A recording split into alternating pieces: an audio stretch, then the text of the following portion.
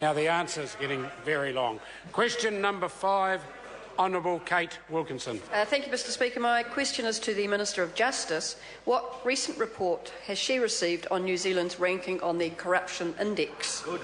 Honourable Judith Collins. Speaker, I am pleased to report to the House that Transparency International has, for the 8th year in a row, ranked New Zealand as the least corrupt country in the world.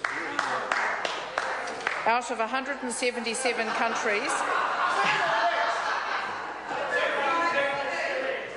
well, I know the Labour Party finds this amusing, but I don't. Continue with the answer. Out of 177 countries, New Zealand and Denmark are ranked first equal as having the lowest perception of corruption in the public sector. New Zealand's reputation of being corruption-free is one of its biggest assets internationally.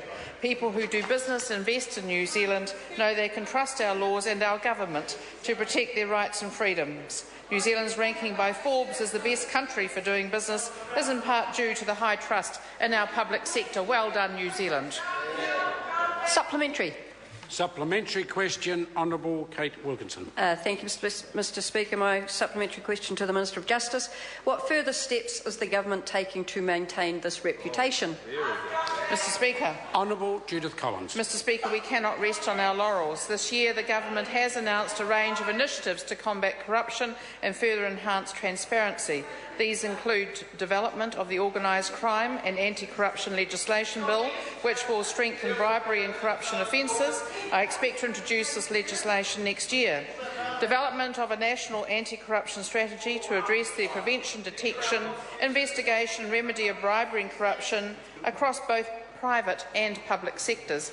Joining the Open Government Partnership, which is an international partnership committed to promoting transparency in open government, increasing the transparency of the judiciary by making all court decisions available to the public online, and the recent coming into force of the Anti-Money Laundering and Countering Financing of Terrorism Act, which will significantly improve the ability to detect and investigate crimes like corruption. Supplementary question, Chris Hipkins. Thank you, Mr Speaker. Will perceptions of corruption in New Zealand be enhanced or diminished by those who actively seek donations, pretend they're anonymous, fail to declare them in their electoral returns and receive John Key's endorsement in the process? Well, Mr Speaker, there are many actions that might well start to diminish the perceptions of corruption in New Zealand, whether it's forging paintings, whether or not it's actually breaching electoral rules on election days, whether or not it's saying that someone has 70 people living in their home so that they can actually get breaches of the Electoral Act. There are lots of things that could do that, and I think that member should just think of his own history in it. Order. Question number 6.